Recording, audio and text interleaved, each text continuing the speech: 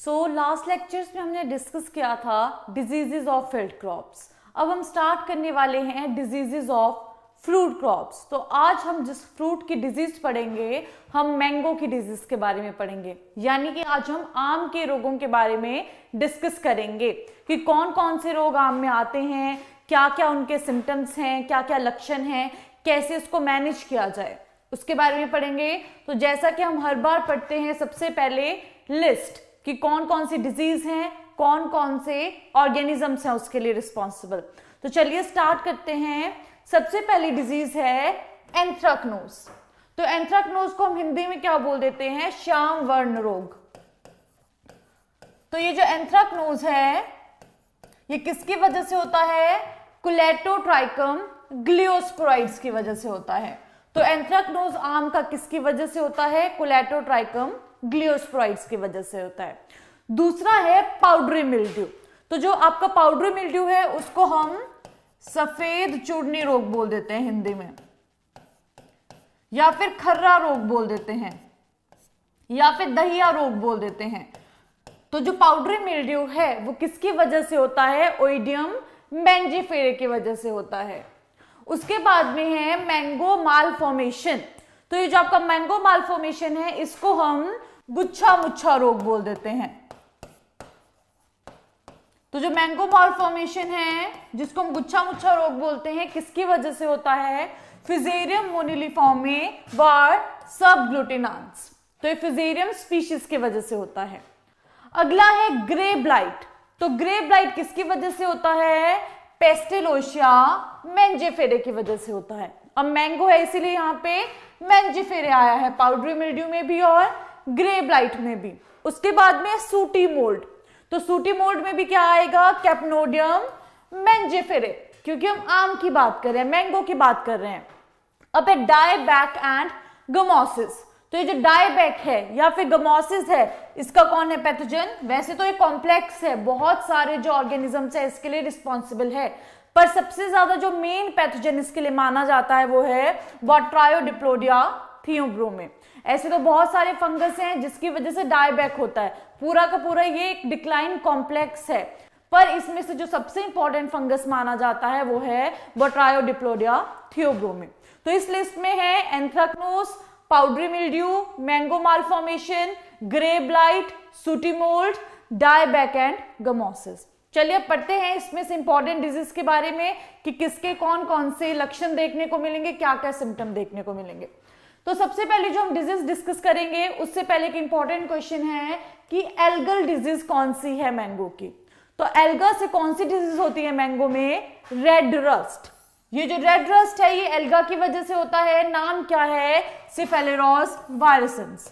ये बहुत important question है कि एल्गल डिजीज कौन सी है। तो मैंगो में जो एल्गल रस्ट है, जो रेड रस्ट है, किसकी वजह से होता है? सिफेलेरोस वायरसेंस की वजह से होता है। चलिए अब हम डिजीज स्टार्ट करते हैं। सबसे पहले है मैंगो मालफॉर्मेशन, जिसको हम बोल देते हैं MMD, मैंगो मालफॉर्मेशन डिजीज, या फिर बोल देते हैं गुच्छा मुच्छा रोग। अब नाम से पता चल रहा है कि गुच्छा मुच्छा रोग है तो कोई गुच्छा सा बनना होगा, है ना। और लिखा है मालफॉर्मेशन, मतलब कि जो आपकी एक्चुअल शेप है वो चेंज हो जाएगी। कैसे होगी? पढ़ते हैं कि इसमें क्या क्या होता है। तो मैंगो मालफॉर्मेशन को हम क्या बोल देते हैं? बंची टॉप भी बोल देते हैं। बंची टॉप का क्या मतलब होता है कि टॉप पोर्शन पे गुच्छा बन जाएगा, जो सबसे ऊपर वाला हिस्सा है पौधे का वहां पे गुच्छा बन जाएगा। नॉर्दर्न इंडिया में सबसे सीरियस डिजीज है ये। अब इसका स्प्रेड कैसे होता है? इन्फेक्टिव वेजिटेटिव प्लांटिंग मटेरियल के थ्रू, मतलब कि प्लांटिंग मटेरियल जो इन्फेक्टेड है, अगर आप उसको यूज करोगे, जैसे ग्राफ्टिंग में यूज कर रहे हो, तो उसके थ्रू ये क्या करेगा? स्प्रेड करेगा, ये फैलेगा। अब क्या है? ऐसा बोलते हैं कि एक माइट है, बड माइट है ना, एकेरिया मैंजीफेरे, जिसकी वजह से क्या है? ये फैलता है ना। पर रिपोर्ट्स के अकॉर्डिंग क्या है कि ये सिर्फ एक पेड़ के अंदर ही माइट्स के थ्रू फैलता है, पेड़ से पेड़ में नहीं फैलेगा, मतलब कि विद इन द प्लांट फैलेगा, प्लांट टू प्लांट इसका स्प्रेड माइट्स के थ्रू नहीं होगा। तो अगर आपका मैंगो मालफॉर्मेशन है, उसमें आए कि कौन सा इंसेक्ट उसके साथ में एसोसिएटेड है, तो वो है आपका बड माइट। क्या है वो? बेसिकली पेस्ट है, माइट है, तो क्या है वो एकेरिया मैंजिफेरे। तो ये जो एकेरिया मैंजिफेरे है ये आपका एसोसिएटेड है मैंगो मालफॉर्मेशन के साथ में। चलिए अब आगे बढ़ते हैं कि सिम्टम्स कौन कौन से हैं। तो 3 मेन सिम्टम्स इसमें देखने को मिलते हैं। कौन कौन से हैं? बंची टॉप फेस, जो मैंने बोला कि टॉप पे क्या बन जाएगा, गुच्छा बन जाएगा। दूसरा है फ्लोरल मालफॉर्मेशन, कि जो फ्लोरल पोर्शन है, जो पेनिकल्स हैं, वहां पे मालफॉर्मेशन देखने को मिलेगी, है ना, जो फूलों के गुच्छे हैं वहां पे। अगला है वेजिटेटिव मालफॉर्मेशन, कि जो वेजिटेटिव पार्ट है वहां पे मालफॉर्मेशन देखने को मिलेगी। तो जो 3 मेजर सिम्टम है मैंगो मालफॉर्मेशन के वो कौन कौन से हैं? Bunchy top phase, floral malformation और vegetative malformation. Bunchy top phase अब किन प्लांट्स में आता है? नर्सरी प्लांट्स में आता है, नर्सरी बेड्स में आएगा। कितना उनका एज होनी चाहिए उस टाइम पे? 4 से जो 5 मंथ ओल्ड है, मतलब जो छोटे प्लांट्स हैं 4 से 5 महीने के, वहां पे आपको बंची टॉप फेस देखने में मिलेगा। अब बंची टॉप फेस में बेसिकली क्या होगा, जो प्लांट का नीचे वाला एक्सिस है, जो मेन पोर्शन है प्लांट का वो, और जो ऊपर वाले पोर्शंस हैं, तो जो ऊपर वाले पोर्शन है वो मेन पोर्शन से मोटे हो जाएंगे और इंटरनोड्स क्या हो जाएंगे? छोटे हो जाएंगे। तो उसकी वजह से क्या होगा, ये आपको बंच की, एक गुच्छे की अपीयरेंस देगा, इसीलिए इसको हमने बंची टॉप फेस बोला है। जैसा कि यहाँ पे दिया है कि formation of bunch of thickened small shootlets bearing small rudimentary leaves or occasionally several bunches arising from a leaf axil at the top or lower down the main shoot। कि क्या होगा, बंच बन जाएगा, गुच्छा बन जाएगा। किस चीज का गुच्छा बनेगा? जो छोटी छोटी आपकी शूटलेट्स हैं, जो छोटी छोटी आपकी टहनियां हैं, जहां पे आपकी रूडिमेंट्री फॉल्स, आपको पत्ते, जो छोटे छोटे पत्ते हैं वो देखने को मिलेंगे, और ये एक बंच बना देगा। जो शूटलेट्स होंगी, जो साइड की टहनियां निकलेंगी, वो ज्यादा मोटी होंगी एज कंपेयर टू जो आपका मेन एक्सिस है, जो आपके मेन ब्रांच, जो आपकी मेन स्टेम है, जहां से वो ब्रांचेस निकल रही हैं। तो आपकी जो शूट है वो छोटी रह जाएगी और स्टंटेड रह जाएगी, है ना। तो ये है आपका bunchy top face. Next phase है वेजिटेटिव मालफॉर्मेशन। अब नाम से पता चल रहा है, आप सिम्टम भी देख सकते हैं। वेजिटेटिव मालफॉर्मेशन में बेसिकली क्या होगा कि जो आपकी वेजिटेटिव ग्रोथ है वो एक्सेस में हो जाएगी। अब ग्रोथ तो ज्यादा हो गई, फिर क्या हुआ कि जो आपके इंटरनोड्स हैं वो मोटे हो गए और छोटे हो गए, उनमें स्वेलिंग हो गई और वो क्या हो गए? छोटे हो गए, जिसकी वजह से गुच्छे जैसे की अपीयरेंस देखने को मिल रही है, जो है वेजिटेटिव मालफॉर्मेशन। तो क्या होगा? They are swollen with short internodes forming bunches of various size and the top of the seedlings show bunchy top appearance. यही इसने बोला है कि जो आपके इंटरनोड्स हैं वो स्वॉलन हो जाएंगे, है ना, मोटे हो जाएंगे और छोटे रह जाएंगे, जिसकी वजह से आपको बंच देखने में मिलेगा, गुच्छा देखने में मिलेगा। ये है आपकी वेजिटेटिव मालफॉर्मेशन। तीसरी मालफॉर्मेशन देखते हैं। जो तीसरा सिम्टम है वो है फ्लोरल मालफॉर्मेशन। तो फ्लोरल मालफॉर्मेशन में जैसा कि आप फोटोज में देख सकते हो, आपको ड्राइड मास देखने में मिल रहा है ना, सूखा सा मास देखने में मिल रहा है पेनिकल्स का। तो जो आपके फ्लोरल मालफॉर्मेशन है उसमें क्या है, जो आपके पेनिकल्स हैं वो मालफॉर्म हो जाएंगे, है ना, वो आपके गुच्छे जिनमें आपके फूल लगने हैं वो उनमें मालफॉर्मेशन हो जाएगी और वो सूख जाएंगे, काले पड़ जाएंगे। और वो कैसे दिखेंगे? आपको झाड़ू की तरह दिखेंगे, है ना, जिस सिम्टम को हम बोल देते हैं विचेस ब्रूम सिम्टम, कि आपको वो झाड़ों की तरह देखने में मिलेंगे। तो ये सिम्टम है विचेस ब्रूम सिम्टम, जो फ्लोरल मालफॉर्मेशन में आप बहुत इजीली देख सकते हैं। तो इसमें क्या होगा, जो आपके मेल फ्लावर्स हैं वो आपके बनेंगे पर कम बनेंगे और फीमेल फ्लावर्स की रेशो भी बहुत कम हो जाएगी। तो ये आपका फ्लोरल मालफॉर्मेशन है। तो ये हमने तीनों सिम्टम पढ़े मैंगो मालफॉर्मेशन में। अब इसकी मैनेजमेंट कैसे की जाए? तो सबसे पहले जो मैनेजमेंट है वो क्या है कि जो डिजीज प्लांट्स हैं, जहां पे डिजीज आई है उसको आपने क्या करना है? डिस्ट्रॉय कर देना है, उसको फील्ड में नहीं रखना है। जहां पे भी आपको ऐसे गुच्छे दिखाई देते हैं उनको वहां से हटा देना चाहिए। क्यों? क्योंकि उसकी वजह से इन्फेक्शन है तो आगे फैलेगा, है ना। दूसरी चीज क्या है कि जो आप प्लांटिंग मटेरियल लोगे, जैसे बाई चांस अगर आप ग्राफ्टिंग कर रहे हो या सीड के थ्रू कर रहे हो, तो डिजीज फ्री होना चाहिए, उसमें डिजीज नहीं होनी चाहिए, नहीं तो जो प्लांट नया लगेगा उसमें भी डिजीज आ जाएगी। उसके अलावा आप क्या स्प्रे कर सकते हो? NAA 100 से 200 ppm naphthalene acetic acid use कर सकते हो अक्टूबर के टाइम में। उसके अलावा आप क्या कर सकते हो, जो इन्फेक्टेड ट्रीज हैं वहां पे KMS का स्प्रे कर सकते हो, है ना, पोटेशियम मेटा बाइसल्फाइड का स्प्रे कर सकते हो अक्टूबर में और जनवरी में। और जहां पे भी आप प्रूनिंग करते हो वहां पे आपको पेस्ट लगाना है ना, या फिर कार्बेंडाजिम का स्प्रे करना है। चलिए, ये हमने पढ़ा मैंगो मालफॉर्मेशन। अब हमारे पास दूसरा है पाउडरी मिल्ड्यू, है ना। अब देखो, पाउडरी मिल्ड्यू को बोल देते हैं सफेद चूर्णी रोग, मतलब कि व्हाइट कलर का पाउडर आपको देखने में मिलेगा। देखते हैं इसके सिम्टम क्या हैं। व्हाइट कलर का जब आपको पाउडर एरियल पार्ट्स के ऊपर देखने को मिलेगा, चाहे वो आपके लीव्स हैं, चाहे वो आपके पेनिकल्स हैं, चाहे वो आपका स्टेम पोर्शन है, चाहे वो ट्विग्स हैं, है ना, कोई भी प्लांट पार्ट है उसके ऊपर आपको व्हाइट कलर की ग्रोथ देखने को मिलेगी, जो पूरे सरफेस को क्या कर लेगी, कवर कर देगी। अब जो आपके फ्रूट्स हैं वो मटर के दाने के साइज पे ही गिर जाएंगे। जितना मटर के दाने का साइज होता है, जब उतना फ्रूट आपका बना होगा छोटा सा, उसी टाइम पे ये ड्रॉप कर जाएगा, फ्रूट ड्रॉप हो जाएगा। तो उसकी वजह से क्या होगा, आपका फ्रूट सेट प्रॉपर नहीं हो पाएगा, फ्रूट आपको प्रॉपर नहीं मिल पाएंगे। और ये जो आपकी फंगस की ग्रोथ है ये सारी चीजों को कवर कर लेगी, और आपकी जो यंगर लीव्स हैं, जो आपकी नई लीव्स हैं, वहां पे आपको लीफ कर्लिंग देखने को मिलेगी। कर्लिंग समझते हो कि मुड़ जाएंगी आपकी पत्तियां। तो ये सिम्टम है आपके पाउडरी मिल्ड्यू के। चलिए देखते हैं फोटोज के थ्रू। आप देख सकते हैं पत्तों पे आपको व्हाइट कलर की क्या है, ग्रोथ देखने को मिल रही है ना। अब इसके अलावा क्या होता है पाउडरी मिल्ड्यू में, जो नई पत्तियां हैं वो क्या कर जाएंगी, मुड़ जाएंगी। कई बार इसमें आपको ब्लैक कलर के डॉट्स देखने को मिलेंगे। तो ये जो ब्लैक कलर के डॉट्स देखने को मिलते हैं, ये आपके फंगस की क्या है, फ्रूटिंग बॉडी है। जो आपको व्हाइट कलर के, जो आपको ब्लैक कलर के डॉट्स देखने को मिलेंगे व्हाइट ग्रोथ में। चलिए आगे डिस्कस करते हैं कि कहां पे परसिस्ट करता है। तो ये जो आपका ऑफ सीजन के टाइम पैथोजन है, ये कहां पे रहेगा आपका, जो भी आपका ग्रीन पार्ट है या फिर जो पेनिकल्स हैं वहां पे ये क्या करेगा, परसिस्ट करेगा। तो अब पाउडरी मिल्ड्यू के लिए सबसे कॉमनली क्या यूज किया जाता है, आप मुझे बताएंगे। पाउडरी मिल्ड्यू के लिए सबसे कॉमनली क्या यूज किया जाता है। जब हम मैनेजमेंट की बात करते हैं, हम बोलते हैं ना कि एक पर्टिकुलर टाइप का आपको क्या करना है, फंजीसाइड यूज करना है। तो कौन से टाइप के फंजीसाइड यूज किए जाते हैं पाउडरी मिल्ड्यू के लिए, जिसको पता वो चैट सेक्शन में बताएंगे, बाकी हम मैनेजमेंट इसकी डिस्कस करेंगे कि पाउडरी मिल्ड्यू के लिए क्या यूज किया जाता है। जो आपका मैंगो का पाउडरी मिल्ड्यू है, हमने पढ़ा कि ये कहां परसिस्ट कर रहा है, जो आपके मालफॉर्म्ड पेनिकल्स है वहां पे ये रह रहा है ना।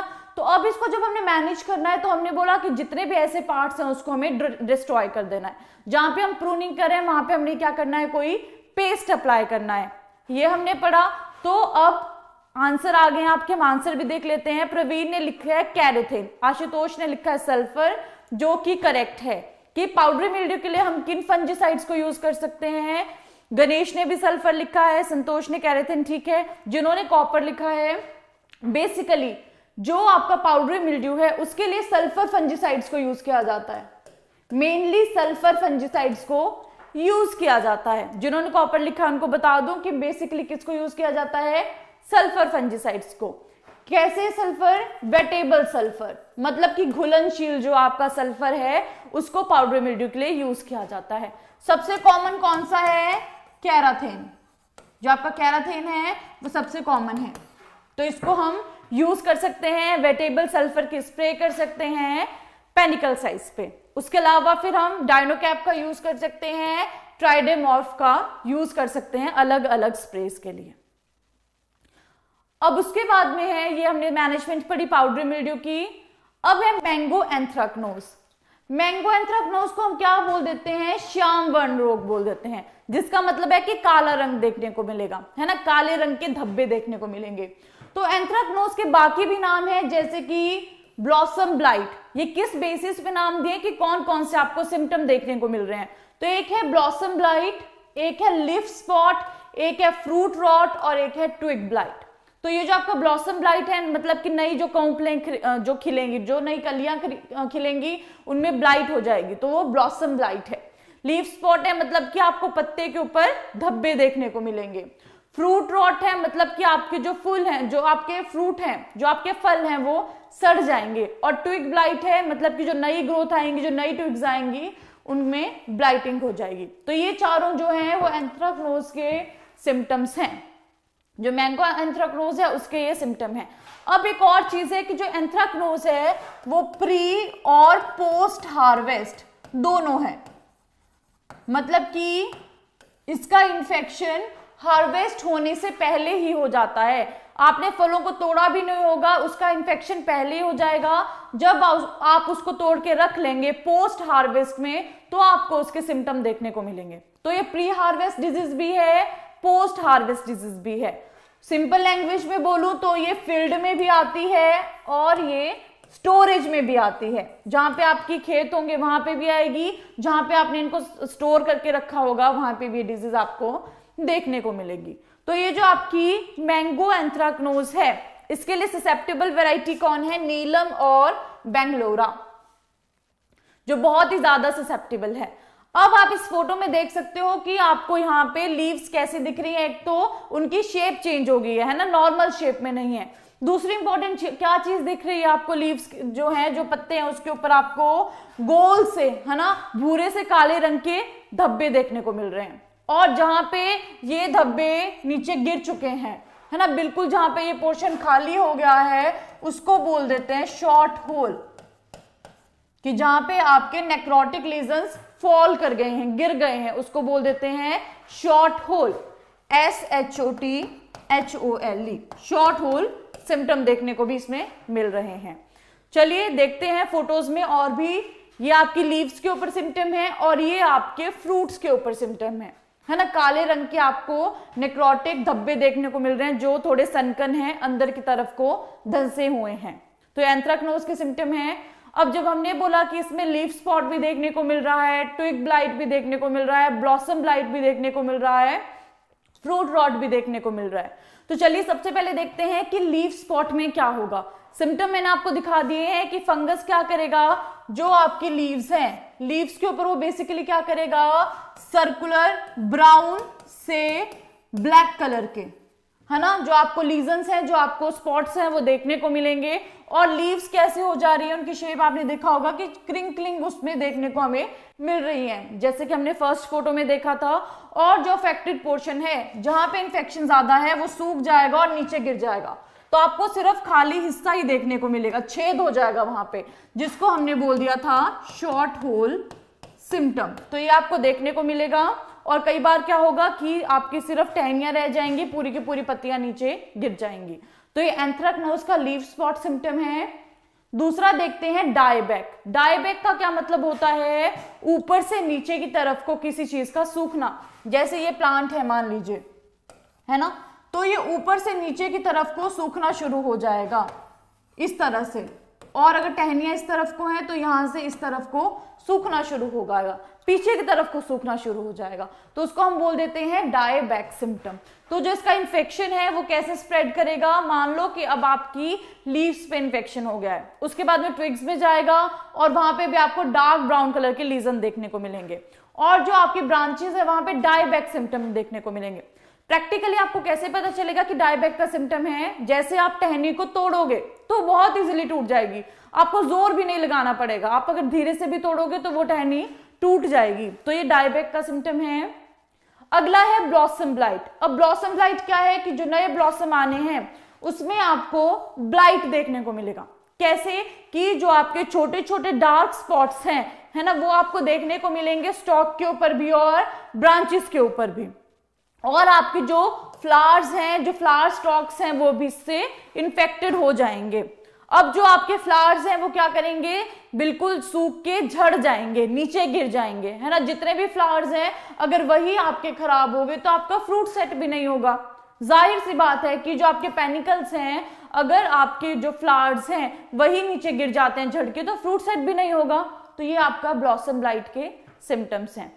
अगला है फ्रूट रॉट। फ्रूट रॉट में क्या होता है, बेसिकली जैसे हमने देखा कि फ्रूट के ऊपर आपको क्या होंगे, स्पॉट्स देखने को मिलेंगे, है ना, भूरे से काले रंग के आपको स्पॉट्स देखने को मिलेंगे। उसके बाद में क्या होगा, ये स्पॉट्स इकट्ठे हो जाएंगे और पूरे के पूरे जो फ्रूट है, जो फल है, उसको ये सड़ा देंगे, है ना, और आपकी ब्लैकनिंग हो जाएगी, शेडिंग हो जाएगी, मतलब वो काला पड़ जाएगा और नीचे गिर जाएगा।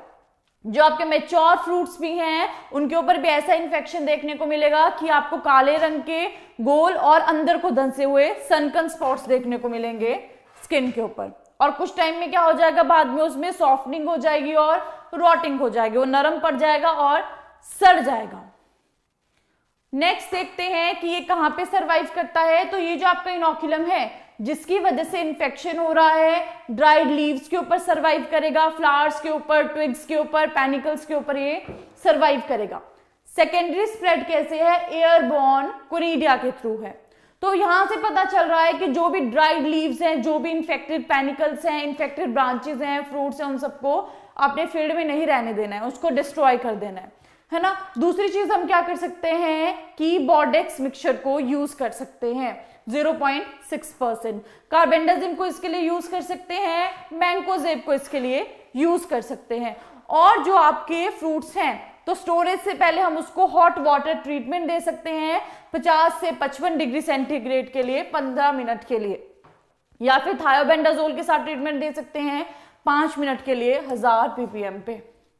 ये इसकी मैनेजमेंट है जिसमें हम क्या कर सकते हैं, एक तो जो आपके स्प्रे है प्री हार्वेस्ट पोस्ट हार्वेस्ट स्प्रेस कर सकते हैं, और अगर स्टोरेज में है तो उसके लिए हम क्या कर सकते हैं, हॉट वाटर ट्रीटमेंट दे सकते हैं।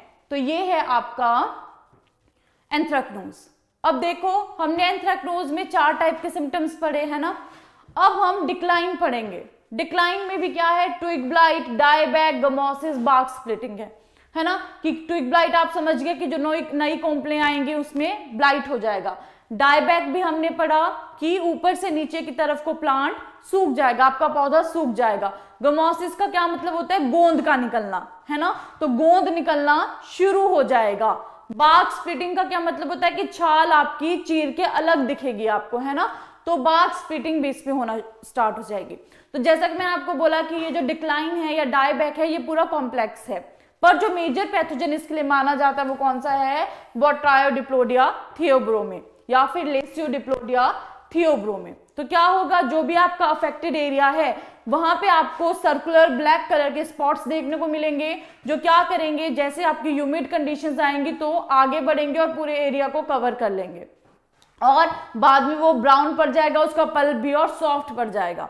तो ये चारों के चारों जो सिम्टम्स हैं इसको हम डिस्कस कर चुके हैं अभी एंथ्रेक्नोज में। तो ये आपके डिक्लाइन के सिम्टम्स हैं। अब ये जो आपका फंगस है ये कहाँ रहेगा, जो भी आपके डेड ट्विग्स हैं या फिर जो आपकी बार्क पोर्शन है वहां पे रहेगा। और ये जो आपके इसके स्पोर्स हैं कैसे स्प्रेड करेंगे, रेन स्प्लैशेस के थ्रू स्प्रेड करेंगे। तो अब हम इसके लिए क्या मैनेजमेंट कर सकते हैं कि जो आपके फ्रूट्स हैं, अब हमने पढ़ा कि जो आपके रेनी डेज हैं उसमें ये स्प्रेड हो रहा है, तो आप क्या करोगे, जो आपके ड्राई डेज हैं, जो क्लियर डेज हैं, जहां पे आपको पता है कि बारिशें नहीं है, उस टाइम पे फ्रूट को हार्वेस्ट कर सकते हो। अब ये वुंड पैरासाइट है तो आपने क्या करना है, इंजरी अवॉइड करनी है कि आपके फ्रूट्स में किसी भी तरह की कोई इंजरी ना हो, है ना। उसके अलावा हम क्या कर सकते हैं, मैंगो को डिप कर सकते हैं, है ना, डिप ट्रीटमेंट्स हम उसको दे सकते हैं बोरेक्स के साथ 43 डिग्री सेंटीग्रेड पे 3 मिनट के लिए। कितना परसेंट सॉल्यूशन, 6% सॉल्यूशन। उसके अलावा कार्बेंडाजिम का यूज कर सकते हैं, क्लोरोथेलोनिल का यूज कर सकते हैं। तो ये था हमारा डिक्लाइन। अब आप देख सकते हो डायबैक के सिम्टम इन फोटो में दिखाए गए हैं कि किस तरह से ऊपर से नीचे की तरफ को पूरा पौधा आपका सूखना शुरू हो जाता है। ये गमोसिस के सिम्टम है, यानी कि पौधे से क्या होगा, फिर उसके बाद में गम निकलना शुरू हो जाएगा और आपकी जो छाल है इस तरह से आपको स्प्लिट, बार्क स्प्लिटिंग आपको देखने में मिलेगी। तो ये सारे आपके डायबैक के, गमोसिस और बार्क स्प्लिटिंग के सिम्टम हैं जो हमने डिक्लाइन में पढ़े। आप देख सकते हैं जब बहुत ही गमोसिस हो जाएगी तो पूरा का पूरा जो आपका पौधा है वो सूख जाएगा, उसकी डेथ हो जाएगी उसके बाद में। अब अगला जो हमारी डिजीज है, हमने डिक्लाइन कवर कर लिया, अब हम पढ़ेंगे ग्रे ब्लाइट। ग्रे ब्लाइट हमने पढ़ा था अभी कि पेस्टिलोशिया मेंजेफेरे की वजह से होता है। सिम्टम्स देख लेते हैं कि ग्रे ब्लाइट के कैसे सिम्टम हैं। तो आपने बहुत कॉमन, जिनके घर पे आम के पेड़ हैं या आसपास, बहुत कॉमन इसके सिम्टम्स हैं, आपने देखे होंगे, एंथ्रेक्नोज के भी, ग्रे ब्लाइट के भी।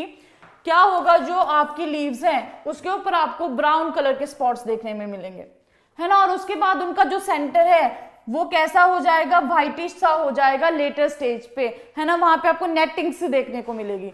तो ये आपके ग्रे ब्लाइट के सिम्टम्स हैं। और उसमें कई बार आपको ब्लैक डॉट्स भी देखने को मिलते हैं जो एसरवुलाए होते हैं फंगस के। पैथोजन का नाम हमने पढ़ लिया। स्प्रेड देखते हैं, सबसे पहले किसकी वजह से स्प्रेड होता है, तभी हम समझ सकते हैं कि मैनेजमेंट कैसे करेंगे। तो ये सर्वाइव करता है लीव्स के ऊपर, मतलब कि इन्फेक्टेड प्लांट पोर्शन के ऊपर ये सर्वाइव करेगा। और स्प्रेड कैसे करेगा, फैलेगा कैसे, एयरबॉर्न या विंडबॉर्न कोनिडिया के थ्रू, है ना। तो इसके लिए हमें क्या करना है कि जो भी आपके इन्फेक्टेड प्लांट पार्ट्स हैं, सबसे पहले तो उनको डिस्ट्रॉय करो। जब वहां से क्लियर है कि आपके जहां पे भी ये आपको सिम्टम देखने को मिल रहे हैं वहां से स्प्रेड कर रहा है, तो उन पार्ट्स को आपको डिस्ट्रॉय कर देना है। उसके बाद में है कॉपर ऑक्सीक्लोराइड का स्प्रे, या फिर मैंकोजेब का, या फिर बॉर्डेक्स मिक्सचर का आप स्प्रे कर सकते हो इसकी मैनेजमेंट के लिए। ये हमने डिस्कस किया। अब हम पढ़ेंगे सूटी मोल्ड के बारे में, है ना। सूटी मोल्ड आपको पता है कि ऐसे तो ये पैथोजेनिक फंगस नहीं है जो कैप्नोडियम बेंजीफिरे है। क्या होता है सूटी मोल्ड में, आप यहाँ पे सिम्टम देख सकते हैं कि जो आपका प्लांट पार्ट है वहां पे आपको ब्लैक कलर की फंगस की ग्रोथ देखने को मिलेगी। उसकी वजह से क्या होगा, ये पूरा का पूरा एरिया फंगस की वजह से कवर हो जाएगा, जिसकी वजह से फोटोसिंथेसिस में प्रॉब्लम आएगी। तो ये आपका सूटी मोल्ड है। और आपको पता है ये फंगस किसके ऊपर आता है, हनी ड्यू के ऊपर आता है। जो आपके कुछ आपके ऐसे वेक्टर्स हैं, आपके व्हाइट फ्लाइज हैं, एफिड्स हैं, वो क्या करते हैं, सुगरी सिक्रेशंस देते हैं, है ना। आप जैसे कि आपका हनी ड्यू जिसको हम बोलते हैं, जिसके ऊपर ये फंगस आता है और पूरे के पूरे जो आपके प्लांट के पोर्शन है उसको ये कवर कर देगा। उसकी वजह से आपकी जो फोटोसिंथेटिक एक्टिविटी है, जो फोटोसिंथेसिस है, वो प्रॉपर नहीं हो पाएगी। तो ये इस फंगस का बेसिक सा है। और जब आप इसको हाथ से करोगे, है ना, हाथ लगाओगे इस पे, तो इजिली वो वहां से निकल जाएगा, रब ऑफ हो जाएगा इजिली। तो चलिए देखते हैं इसके लिए हम क्या मैनेजमेंट कर सकते हैं। तो मैनेजमेंट में है कि सबसे पहले तो अगर आपको पता है कि जो आपके इंसेक्ट्स हैं वो क्या कर रहे हैं, हनी ड्यू सिक्रीट कर रहे हैं, और उसी के ऊपर ये फंगस आ रहा है, तो आपको सबसे पहले किसकी मैनेजमेंट करनी है, इंसेक्ट की मैनेजमेंट करनी है। और साथ साथ में आपको सूटी मोल्ड फंगस की भी फिर मैनेजमेंट करनी पड़ेगी। तो इंसेक्ट के लिए जैसा कि हमने हमेशा डिस्कस किया है कि हम क्या यूज करते हैं, जैसे कि मोनोक्रोटोफोस है ना, मिथाइल डेमेटोन है, तो हम क्या कर सकते हैं, जो आपके इंसेक्ट है उनके लिए इंसेक्टिसाइड यूज कर सकते हैं। मोल्ड के लिए हम क्या कर सकते हैं, जो आपका स्टार्च है 1 किलो या फिर जो मैदा है उसको 5 लीटर पानी में उबालना है और उसके बाद में 20 लीटर उसका बना देना है, उसको डाइल्यूट कर देना है 20 लीटर तक, और उसको स्प्रे करें। जैसे वो सूख जाएगा तो फंगस के साथ साथ में वो जो आपकी लेयर है मैदे की वो भी निकल जाएगी वहां से। तो ये हम यूज कर सकते हैं। अगर ये नहीं करना है तो हम बॉर्डेक्स मिक्सचर का स्प्रे दे सकते हैं सूटी मोल्ड के लिए। तो ये इसकी मैनेजमेंट है। तो आज हमने डिस्कस की इसी के साथ में मैंगो की डिजीज, है ना। अब जैसा कि हर बार आपको क्वेश्चन दिया जाता है और आपसे क्वेश्चन भी पूछा जाता है, तो लास्ट टाइम जब हमने डिस्कस की थी डिजीज, तो हमने एक डिजीज पढ़ी थी लालिया डिजीज। लालिया डिजीज के बारे में हमने डिस्कस किया था, जिसको हमने बोला था रेडनिंग डिजीज।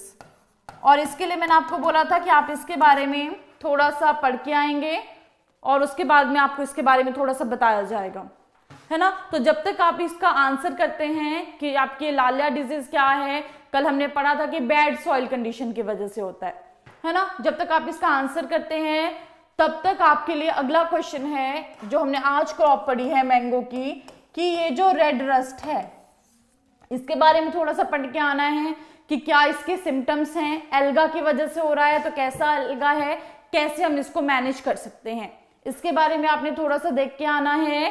तब तक अब मैं आपके आंसर्स देख लेती हूं कि ये जो लालिया डिजीज है जो हमने पढ़ी थी रेडनिंग डिजीज, ये क्या है, ये जो लालिया डिजीज है ये क्या है, आपके आंसर्स देख लेते हैं। किस वजह से होती है वो आपको बताना है, फिर आपको इसके बारे में बताया जाएगा। और इससे बाद के लिए नेक्स्ट क्लास के लिए आपने रेड रस्ट के बारे में थोड़ा सा पढ़ के आना है कि रेड रस्ट का क्या है। चलिए, तो यहाँ पे आपके आंसर आ गए हैं।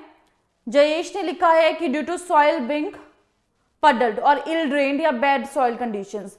पूजा ने भी लिखा है बैड सॉइल कंडीशंस। चलिए, करेक्ट लिखा है जयेश और पूजा ने कि जो आपकी लालिया डिजीज है इसको हम लाल पत्ती रोग भी बोलते हैं, है ना, क्योंकि जो लीव्स है वो कैसी हो जाती है, ब्रॉन्ज हो जाती है, रेड कलर की हो जाती है इसमें।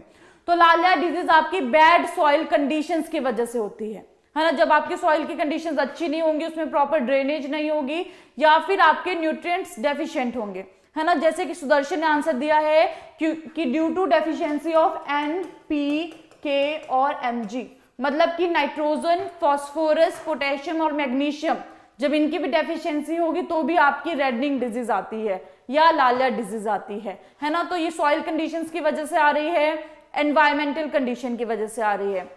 तो बेसिकली ये क्यों हो रही है, एबायोटिक फैक्टर्स की वजह से हो रही है। तो ये बेसिकली क्या है आपका, अगर हम बोलें तो डिसऑर्डर है ना, एबायोटिक डिजीज में हम इसको कंसीडर करते हैं। क्यों, क्योंकि ये क्यों हो रही है, एबायोटिक कंडीशन की वजह से हो रही है। जब आपकी बैड सॉइल कंडीशंस हैं या फिर आपकी एनवायरमेंटल कंडीशन जो है वो प्रॉपर नहीं है ना, या फिर आपने ड्रेनेज प्रॉपर नहीं किया सॉइल में, या फिर आपकी जो सॉइल है वो कुछ न्यूट्रिएंट्स में कम है, उसकी वजह से डिजीज आती है। तो चलिए हमने डिस्कस कर लिया लास्ट टाइम का जो क्वेरी था। अब नेक्स्ट क्लास के लिए आपने रेड रस्ट के बारे में थोड़ा सा पढ़ना है कि ये रेड रस्ट क्या है, एल्गा है तो कैसा एल्गा है, किस वजह से होता है और इसकी मैनेजमेंट कैसे की जाए। पहला क्वेश्चन ये, और दूसरा क्वेश्चन ये कि इस एल्गा की वजह से और कौन सी डिजीज होती है। जो आपका रेड रस्ट है, सिफेलोरोज वायरसेंस है, इसकी वजह से और कौन सी डिजीज होती है, उसके बारे में थोड़ा सा देख के आना है। फिर हम नेक्स्ट क्लास में ये जो आपका डाउट है, जो क्वेरी है, इसको डिस्कस करेंगे। चलिए थैंक यू, कल की क्लास में मिलते हैं और थोड़ा सा इसके बारे में पढ़ के आना, फिर आपसे इसके बारे में पूछा जाएगा। चलिए ठीक है फिर।